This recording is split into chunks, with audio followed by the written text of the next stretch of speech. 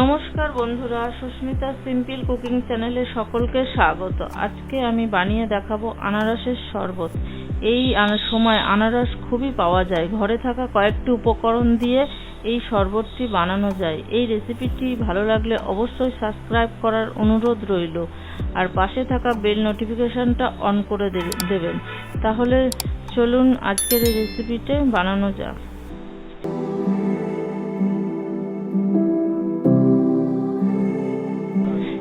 এবার জুসটি বানাতে লাগছে আনারস টুকরো ছোট ছোট করে কেটে নিয়েছি, তার সাথে লাগছে পরিমাণ মতো চিনি, লেবু, বিট লবণ, গোলমরিচ। এবার একটা মিক্সি নিয়েছি, তার মধ্যে আনারস টুকরোগুলো এক এক করে দিয়ে দেব। এবার তার সাথে দিলাম পরিমাণ মতন চিনি। আনারসটা দেখবেন যদি মিষ্টি হয় তাহলে বেশি চিনি দিতে হবে না। তার সাথে দিচ্ছি বিট লবণ আর সামান্য গোলমরিচ গুঁড়ো।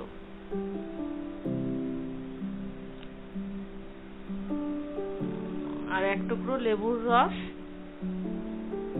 চিপে ওর মধ্যে দিয়ে যাতে একটু টক ভাব হয়। তার সাথে ঠান্ডা জল মেশালাম। আমি যেহেতু 2 গ্লাস করব সেই পরিমাণ মতন। এবার মিক্সিতে ঘুটে নিয়ে চলে এসেছি। দেখুন বরফ দিয়ে পরিবেশনের জন্য দেখিয়ে দিচ্ছি পরিবেশন করে কেমন হয়েছে।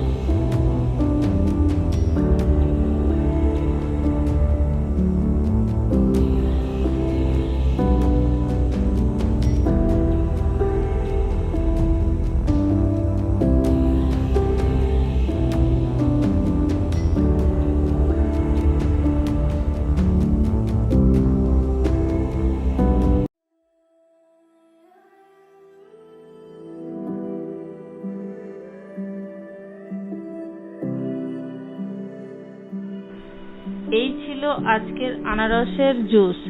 রেসিপিটি ভালো লাগলে কমেন্ট করে জানাবেন। আবারও দেখা হচ্ছে নতুন একটি রেসিপি নিয়ে। ধন্যবাদ।